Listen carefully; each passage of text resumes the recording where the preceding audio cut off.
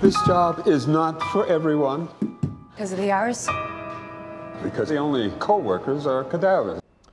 Okay, a new horror film hit the big screen last week, actually, featuring a cop who takes a new job working at a graveyard shift at a morgue. And here with more on the possession of Hannah Grace and the other films is Mike Scott, a movie critic at NOLA.com, the Times-Picayune. Graveyard Shift, I think that's apt for that film. And you think it belongs in the graveyard? Well, yeah, well, probably. Look, we are in a weird time at the box office right now, sort of a post-Thanksgiving hangover, where Wreck-It Ralph 2, the Disney animated sequel, is expected to win the box office for the third straight week, but mostly because there's really no new competition to speak of. We don't have any new wide releases this week. We only got one last week. That was The Possession of Hannah Grace. So we're in Never Never Land between the big Thanksgiving rollout and the big Christmas push. Rollout. Exactly. Okay. So I wasn't here last week to talk about Hannah Grace. I just wanted to mention it this week. It's kind of an exorcism movie about a person who works in a morgue and gets a very uncooperative client. It's getting pretty widely panned, though, as kind of trope-filled and unimaginative. So this is one that just consider it for horror films only,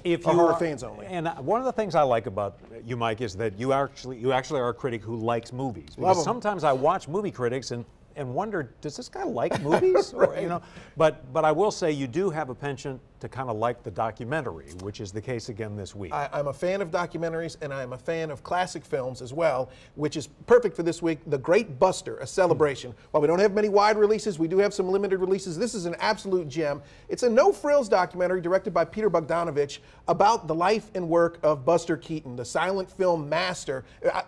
As far as I'm concerned, one of the greatest comedians ever to grace the screen, who's a physical comedian who also had this great imagination and these great stunts, these death-defying stunts that you probably couldn't get away with nowadays. They were so dangerous. So Bogdanovich assembles a group of comedians, including Mel Brooks and Johnny Knoxville, Dick Van Dyke, who actually gave the eulogy at Buster Keaton's funeral. And they just talk about the impact of Keaton on the form. And I got to tell you, I consider myself an appreciator of Buster Keaton.